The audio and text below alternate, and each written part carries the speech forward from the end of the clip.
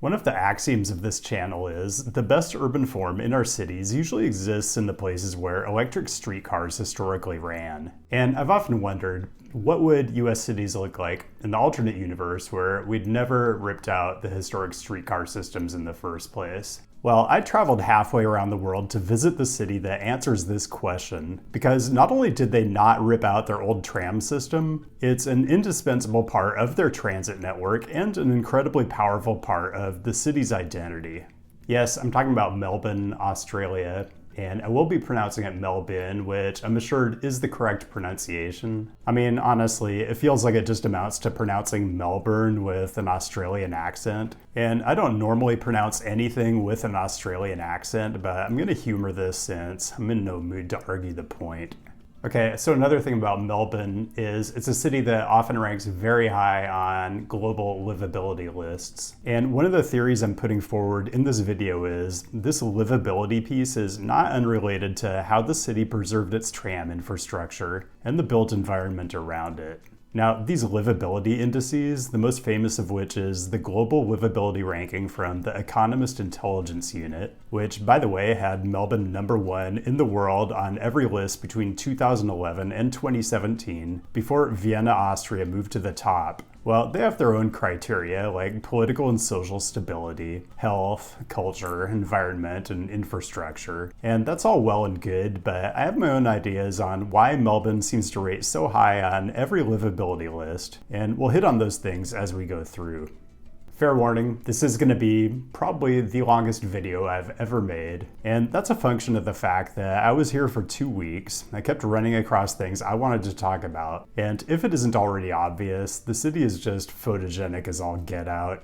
And this is a city visit video, so one way you can think of this is as a tourism guide for people who like to nerd out on trains. And there's no doubt Melbourne is ideal for that, but there's a lot more I want to cover. So I was sitting in my short-term rental on the north side of the city, filling out a review for the previous week's short-term rental in New Zealand, deciding how many stars to give, and at this point I was just finishing up the Anthropocene Reviewed by John Green, where he gives Google reviews to stuff like staph infections and Hawaiian pizza. And I thought, yeah, that would be a different way to go, so let's knock off some very obvious Melbourne tourist magnets before we move on to the really nerdy stuff. First stop, the city's central library always gives you a pretty good read on the city's relationship with public space and social services. Pretty important components of livability, in my opinion. And the State Library of Victoria is an absolute gem for the reading room alone, if nothing else, but there's a lot else. 5 stars, pretty handily. The Royal Botanic Gardens, south of the CBD. I had several people recommend it, but I'll be honest, I get bored by plants pretty quickly, and my relationship with birds is probably best described as problematic. You could say that's a me problem, and I wouldn't argue it, but it doesn't change the outcome. 2 stars. Federation Square, across from Flinders Street Station, which I will spend some time on later in the video. Kind of bland and corporate at first glance, but you can go up and get lunch in this 3-story restaurant that overlooks all the trams on Swanson Street. And you can go to ACMI, the Australian Centre for the Moving Image, for free, and it's well worth it in my opinion. Super interesting exhibits, not just on Australian cinema, but a lot of international stuff, multimedia, viral content from the New Zealand Parliament, advertising's impact on tobacco use, super interesting stuff, and with a price of 0 Aussie dollars, 5 stars for value. Had to do the Sea Life Aquarium, 0 stars for the photo op, 0 stars for the incredibly dull series of aquatic creatures you have to endure in order to get to the penguins. Okay, jellyfish are cool for like 15 seconds. The king penguins, though, are amazing. 5 stars for every single one of them. And 0 stars for me because I couldn't stop thinking about how depressing it would be to live my life in a dreary enclosure for the amusement of humans. The Melbourne Zoo, 5 stars for access by tram and train, and that really goes for just about any destination in close to the CBD. The zoo itself, mostly not my jam. The animals are cool, but I end up getting squicked out by the living conditions after about an hour and just have to bail. But 5 stars for this koala in particular, who exhibited more ambulatory activity than basically every koala I've ever seen in my life combined. This 20 seconds alone was well worth the price of admission. I also had several people tell me to take a metro train out to the end of the line at Belgrave and ride the Puffing Billy Railway, which is an old narrow gauge line that now functions as a tourist trap, or I don't know, maybe it's cool and scenic, but I wouldn't know since I came to find out the trains are sold out weeks in advance. 0 stars for me for not researching this way ahead of time like I should have, but 5 stars for the metro ride out to Belgrave, or honestly, just 5 stars for the general concept of trains. Okay, enough Google reviews. I want to get to some of the more explicitly urban aspects of what makes Melbourne great. If you know anything about the city at all, you've probably heard of the Laneways. These are narrow downtown streets that have not only been fully pedestrianized, a lot of them are lined with bustling cafes and bars, or street art like on Hosier Lane. It'll draw you in with its obvious Instagrammability, and then you'll get knowledge on domestic violence. Kind of subversive in the best possible way.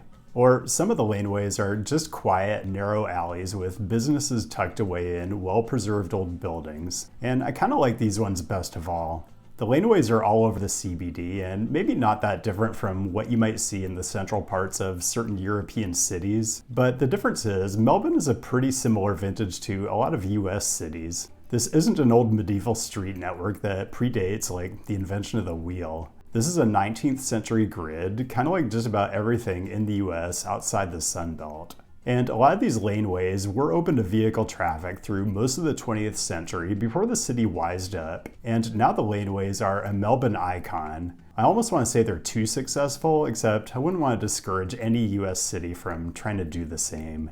And I want to mention arcades here too, because Melbourne is just lousy with them. And I'll call these out so you can add them to your itinerary if you're ever in the city, because they can make for a really fun labyrinthine walking path through the CBD if you combine them with some of the laneways and the train stations I'm going to mention later. The Cathedral Arcade with its LED light arch ceiling, super interesting. The Manchester Union Arcade, actually not all that compelling in itself, but step back and take in the whole Manchester Unity building because it's a banger in the Art Deco neo-Gothic style. I understand, modeled after the Tribune Tower in Chicago. The Royal Arcade actually has some pretty interesting shops tucked into it and worth a walk through, as long as you're not too freaked out by the sculptures. And the Block Arcade, probably my favorite, partly because it dovetails in so well with the laneways outside, and partly because of the design of the arcade itself, which dates from the late 19th century, and is a bit of a tourist magnet, but I think justifiably. Anyway, I'd argue the laneways and arcades are vestiges of a time when, if you wanted to go downtown, you took a streetcar, and then everything was built on the assumption that you'd walk where you needed to go. And the thing is, Melbourne still works that way, which is why when you're looking at photos and footage from the CBD in this video, it's going to be very hard for you to find surface parking or structured parking anywhere. If you haven't figured it out by now, Melbourne is photogenic, it is tourist friendly, but I believe the #1 tourist attraction, the most iconic thing in the whole city that absolutely screams Melbourne at you, is the tram system. Now, when I make the claim that this is the largest existing tram system in the world, and it's not even really close, keep in mind the word existing because Melbourne's tram system is a fraction of the size of what existed in Los Angeles a century ago. But the tram system isn't for tourists the way, say, the trams in Lisbon, Portugal are. I wouldn't call them the backbone of Melbourne's transit system because we're going to talk about the metro trains later, but they're definitely integral. And it's fair to critique the operational characteristics of the tram network, but I think the aesthetics are important. The in-street rail and overhead catenary make the tram lines legible in a way that just doesn't happen with the bus network. And you can feel whatever way you want to about the aesthetic value of crisscrossing electrical wires in the urban environment, even though they're objectively beautiful, but I think the quality of legibility goes beyond aesthetics, and it's why the trams here are so well used, especially on corridors like Swanson Street, which at peak hour is just a constant flow of trams going to and from different parts of the inner neighborhoods and suburbs. Like, it's very difficult to be anywhere in the CBD and not see or hear a tram coming through. One thing you'll notice right away, the variety of vehicles, from the occasional vintage tram you'll see in the CBD, all the way up to trams that look like the modern streetcars you increasingly see in cities all over the US. But even outside the CBD, there are streets where you can literally see practically every kind of tram go by, just on a single line. This is the 12 line on Clarendon Street in South Melbourne, and if you are, for example, sitting out on the corner patio of a pub on a sunny March day, you can just spend your entire afternoon tram spotting, which is basically an entire lifestyle and one that I don't apologize for. It's interesting to me that you can see the lower capacity A-class trams and much higher capacity C-class trams on the same route. Like, I don't know what kind of math Public Transport Victoria does to figure out how to match up vehicle class frequency with passenger demand. If there isn't a super wonky video out there that gets into all that, there should be. This all goes to tram operations, so first, let's be clear. This is, for the most part, a legacy network that, in a lot of ways, operates the same as it would have a century ago. Now, there are some locations, the CBD in particular, that have more modern platforms that have all the characteristics and amenities that you'd see on a light rail platform in an American city. But outside the CBD, the trams are not only street running, but the rails run in the center of the street. And when you board or alight at one of the stops, you literally have to step off the curb and walk through a travel lane and take a leap of faith that drivers won't try to pass the tram on the left. And I feel like the drivers here are relatively well behaved, but this is just one of several quirks in the system that remind you that this is something that's grandfathered in and would be impossible to build today. Also, most of the trams in operation have stairs, so this is something that not only would be illegal to build from scratch in the US, but probably not desirable.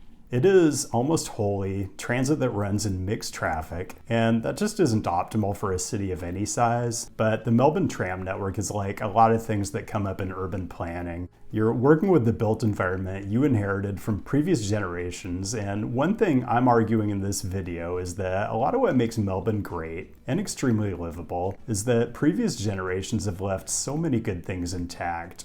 But what I think really makes Melbourne a 5-star city is the neighborhoods. Now, when I say neighborhoods, in a lot of cases, these are actually suburbs. So one extremely funny thing is that the population of Melbourne proper is around 150,000, so about the size of Joliet, Illinois. But the Melbourne metro area is over 5 million, so it's more like Boston or the Bay Area. What this means is that what they call suburbs in Melbourne are actually incredibly urban, and part of this is because the tram network reaches into so many of them. I'm not going to talk about all these places individually or even locate them on a map for you. You can do all that on your own time if you want to plan your own itinerary. But suffice to say, I spent a lot of my 2 weeks here just hanging out in different neighborhoods and vibing.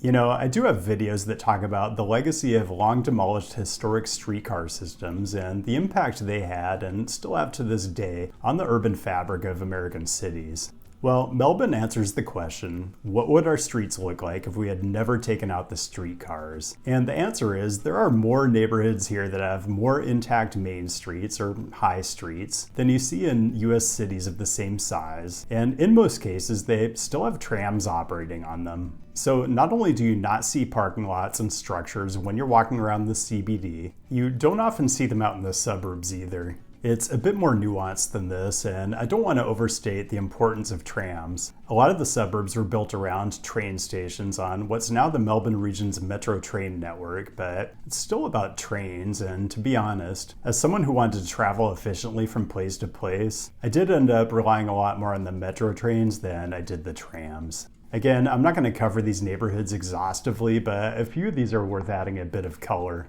North Melbourne is an example of a neighborhood that's strongly influenced by proximity to a metro station. In this case, North Melbourne Station, which gets a ton of service because of where it sits on the larger network. And if you dig around on Netflix and find the show Fisk, recommended. It's set in Melbourne, and the street where they shoot all the interstitial bits and some of the exteriors is right nearby. Errol Street, very cool and very Melbourne streetscape with the arcading, and also, like a lot of these, a good street for tram watching.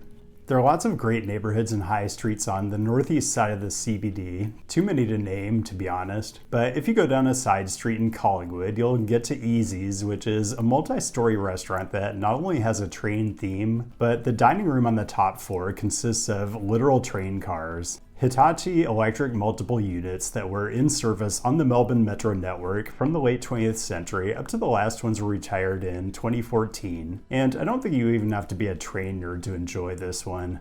A few more favorites. Prahran on the south side of the city, well connected by metro and connected even better by tram with north-south and east-west service on 2 different lines. There's no doubt the sight and sound of the trams are evocative and really add to the sense of place neighborhoods like Prahran have. But I can never get over the way they operate in the street environment. You know, when I met with people in Melbourne, I told them you just absolutely could not do this in the US. And they were like, why not? And I said, a traffic engineer would immediately give you a traffic engineering opinion that says, that isn't safe and we can't just trust that drivers won't drive around the transit vehicle and slam into passengers. And the sad thing is, in the context of US cities, that traffic engineer is probably right on the mark.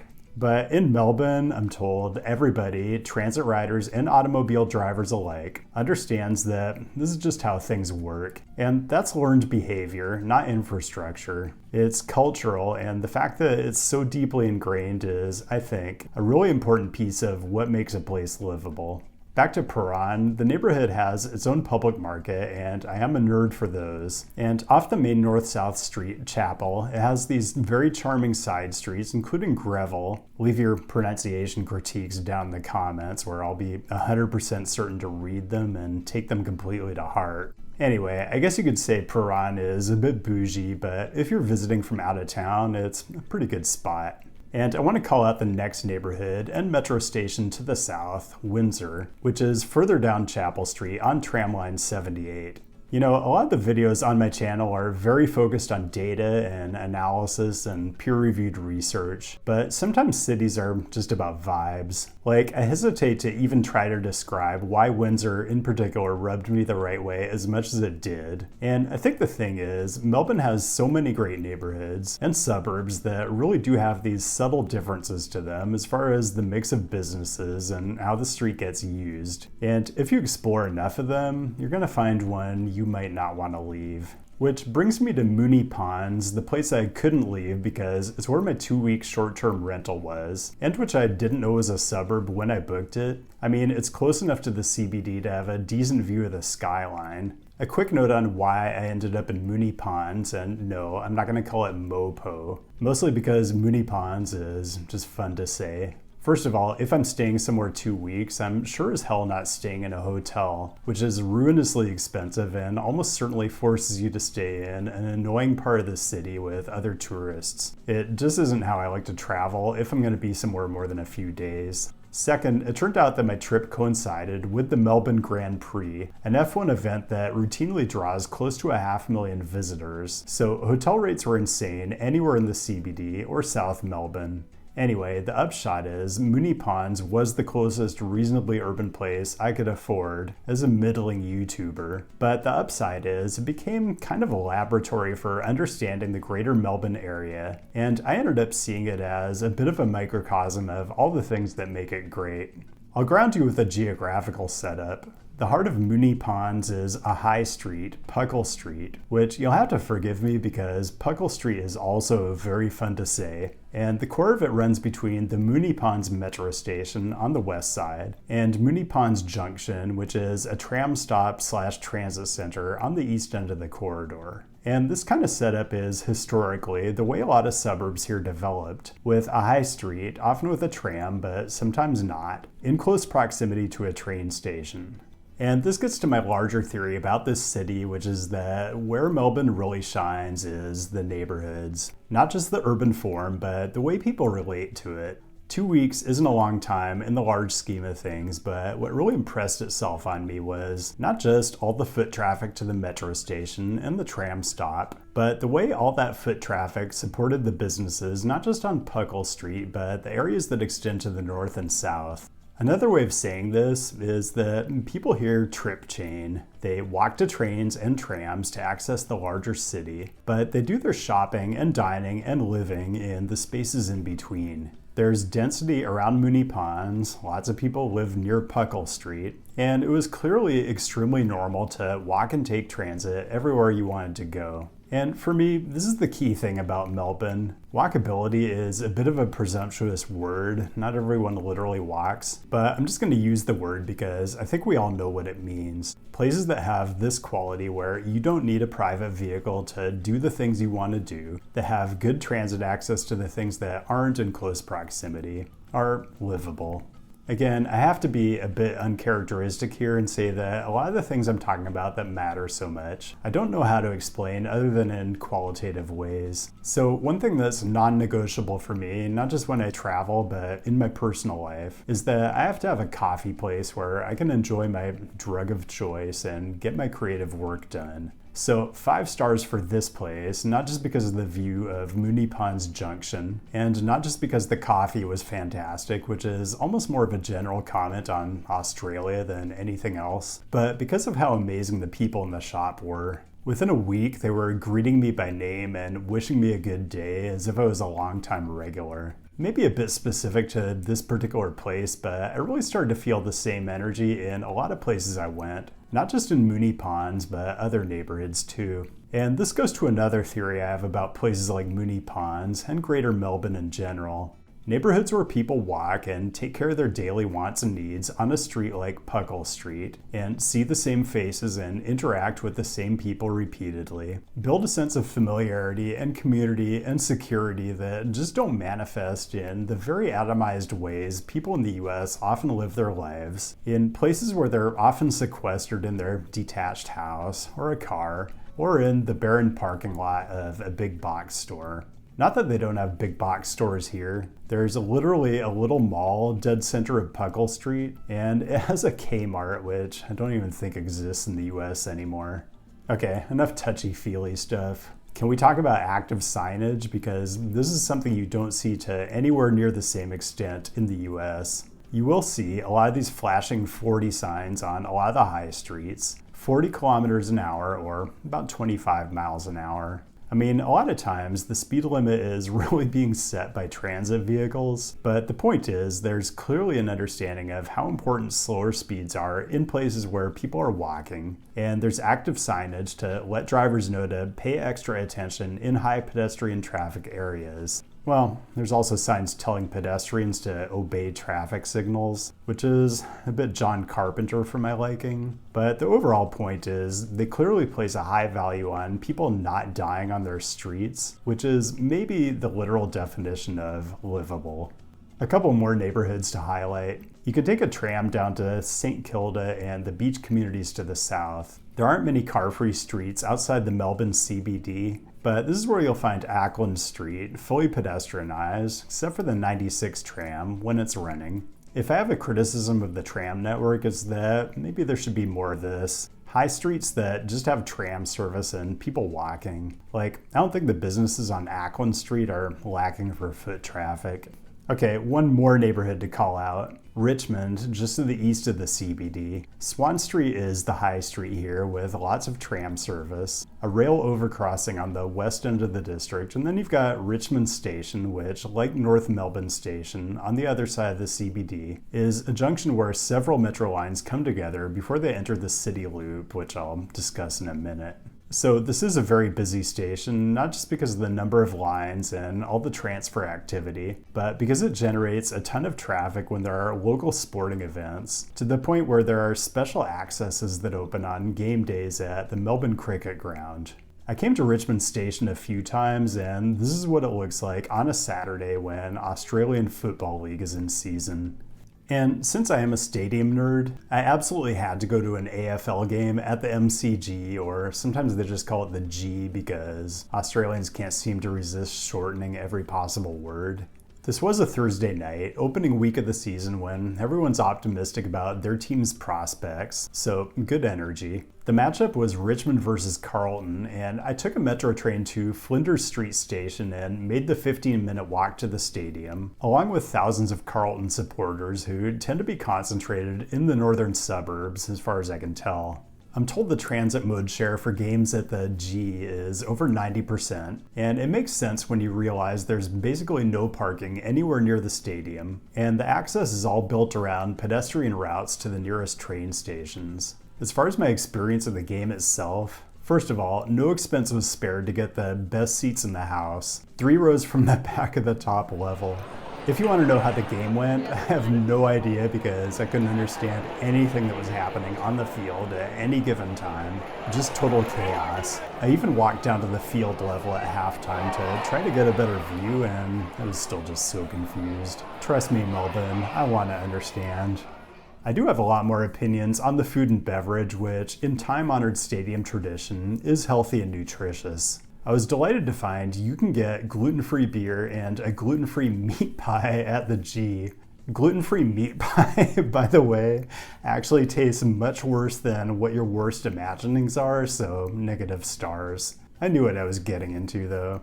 You know, they don't even sell alcohol at most European soccer stadiums because of concerns about fan rowdiness. Alcohol policy at the G is a little different. They'll cap you at 4 beers per trip to the concession stand. No judgment, but there are lots of people carrying around 4 beers in these little plastic trays, and I don't think most of them were sharing. I just kept telling myself all these people are part of that 90% transit mode share. Fully half the teams in the AFL are from Melbourne and its suburbs, so I feel like the Melbourne Cricket Ground is the epicenter of the sport. But 5 of the teams play their home games at Marvel Stadium, on the west edge of the CBD, probably even more transit accessible than the G, but somewhat smaller and seemingly not beloved in the same way. The Marvel is in the Docklands area, which I was assured by locals isn't worth visiting because it's a bit corporate and soulless. I visited anyway, and I'm not going to say they were right. Maybe their standards for urbanism are just higher than mine. I enjoyed the harbor vibes, and some of the urban design was cool, but it must be said, Australian paella, 1 star. Kind of an own goal on my part, to be honest. One thing I could never quite figure out, is Melbourne a coastal city or a river city? And it's kind of both. When you're in a metro train gliding above the north bank of the Yarra River as it passes through the CBD, or when you're walking along the south bank, you definitely feel like you're in a river city. And it's another thing that I think makes Melbourne special. It contains multitudes. It's a lot of things all at once in a way that most cities aren't. Okay, more to come, and we still haven't really talked about the metro system.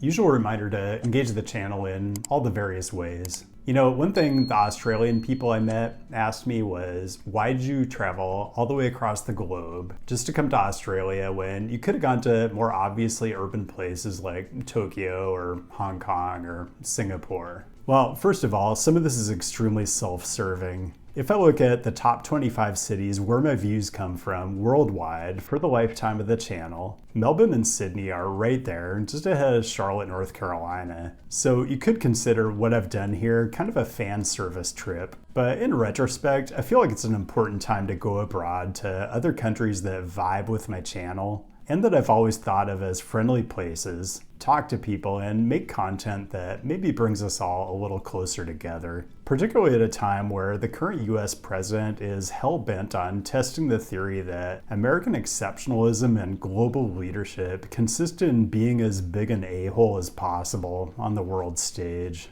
Related in-person events coming up in the Greater Toronto area, if they'll let me into Canada. And on the way up, I'm in Pittsburgh, where the Carnegie Mellon grad students are putting together a whole weekend of urbanism. Should be fun. Links down in the description. I got to do an event at the Royal Melbourne Institute of Technology with local YouTube legend Julian O'Shea. Thanks to Julian and the RMIT students who helped put the whole thing together. Oh, and 5 stars for this person with the Metro Network tattoo who volunteers at the Melbourne Tram Museum and invited me to come do a tour. You know who you are.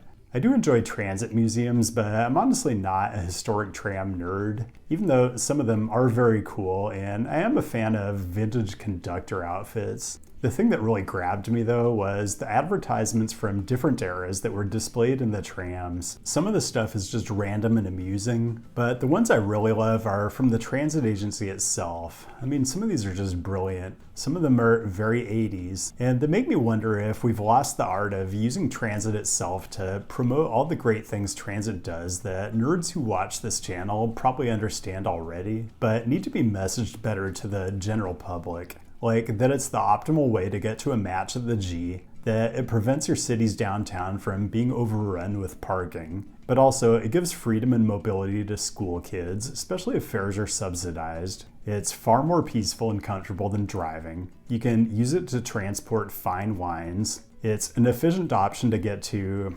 livestock shows, I guess. Anyway, I do highly recommend the Melbourne Tram Museum, but they have very limited opening hours, so check the schedule first, and then get ready to go in the Wayback Machine. Okay, let's talk about the metro trains. It's kind of a hybrid regional rail service / metro, which will make sense as we go through it. The biggest thing that makes it not a metro is it isn't fully grade separated. Like where the Craigieburn line crosses Puckle Street just south of Mooney Ponds Station. I just had way too much fun saying that. You can see it's at grade with crossing gates. Not desirable since it increases the likelihood of delays or possibly more tragic things. So Public Transport Victoria is working on doing some grade separations around the system, which are very cool and we will get to in a second. But first, I just need to rant about the fare payment system.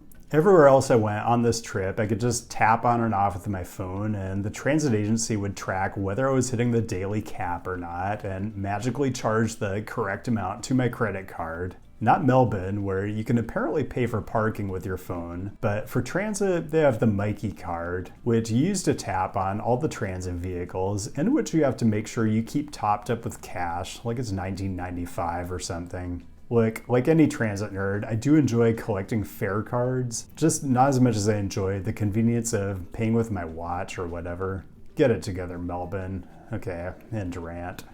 Let's look at what PTV is doing with grade separation. I went out to the southeastern suburbs to Carnegie Station on the Pakenham line, and I think this is a pretty representative example. The Pakenham line used to run at grade here, and now it's elevated. So you've got a beautiful new station, but what's really cool is all the opportunities created for permeability and utilization of space underneath the new viaducts. It's a bit like the underline in Miami. Multi-use paths, definitely, but also recreation and nicely designed public spaces right at the station itself. I have a bit of a soft spot for the old rail stations. They're kind of charming and historic, but I probably would have preferred something like this up in Mooney Ponds.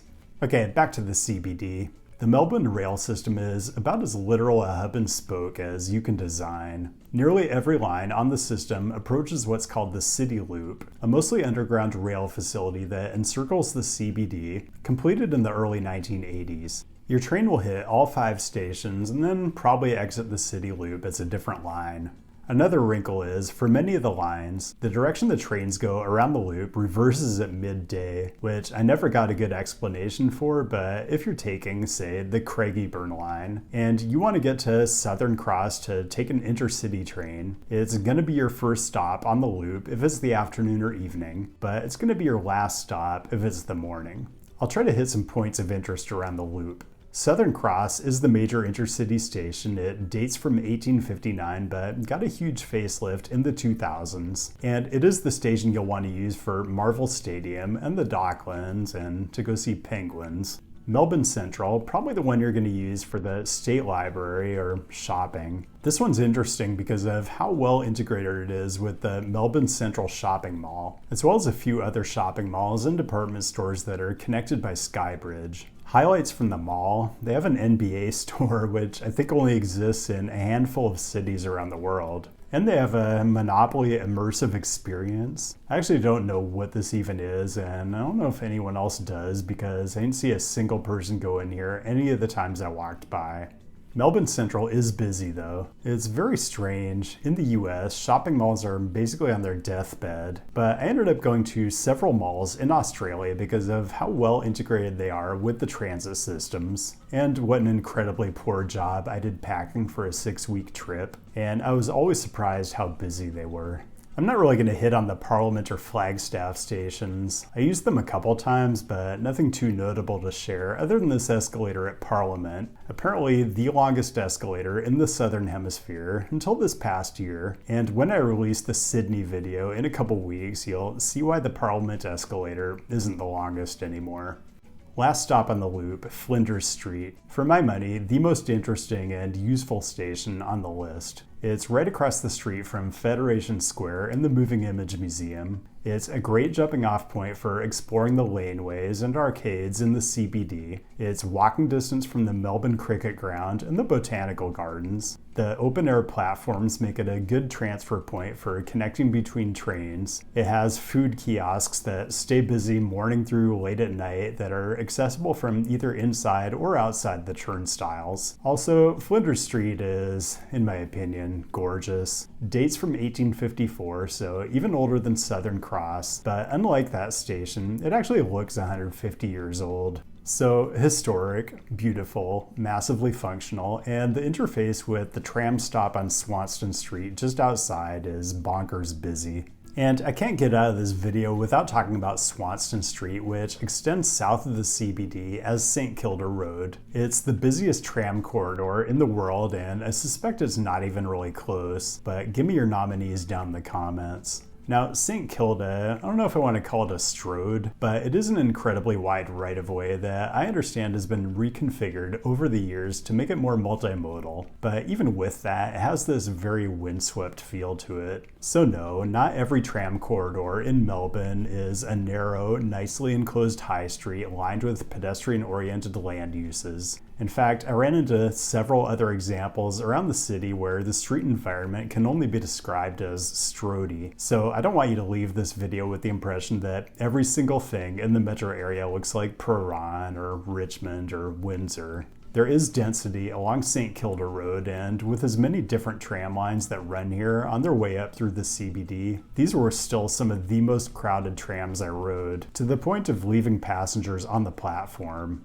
Which brings me to the last bit, also here on St. Kilda, and that's Anzac Station, in the final stages of construction, scheduled to open later this year as part of the new Metro Tunnel. What is Metro Tunnel? It's basically what it says it is. It's a new tunnel that's going to reroute the Pakenham, Cranbourne, and Sunbury Metro lines, taking them out of the city loop, which is already getting maxed out, and running them north-south through a new tunnel under the CBD. There will be new connections with the city loop, for example, Town Hall Station, which will have a direct underground connection to Flinders Street, and State Library, which I believe will connect directly to Melbourne Central. I still don't understand why they're using new station names for those two. Someone enlighten me down in the comments.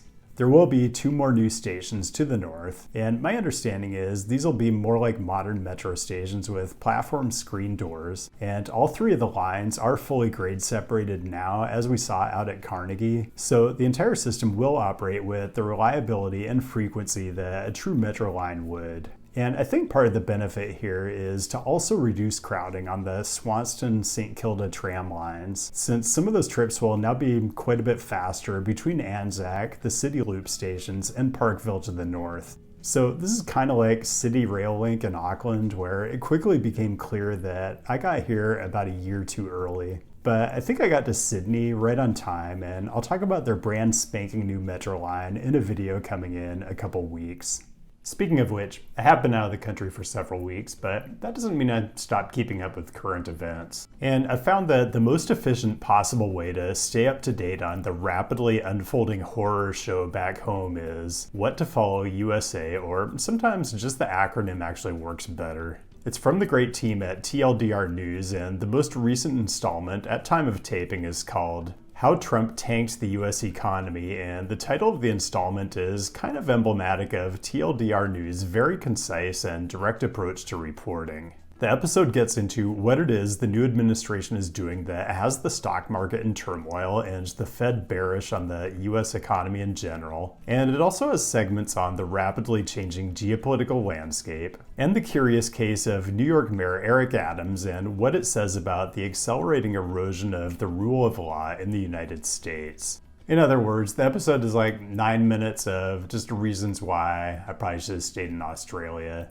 What to Follow USA is a Nebula original show and exclusive to the platform. Now, the content I recommend when I talk about Nebula is often urbanism adjacent, and there is lots of great city planning, architecture, and engineering related content on the platform, but Nebula is great for keeping up with current events too, and a lot of that kind of content, including real life lore's War Room, is exclusive to Nebula as well. War Room in particular is a great example of how Nebula supports creators in expanding what they do, branching out into topic areas that might not get as warm a welcome on other video sharing platforms.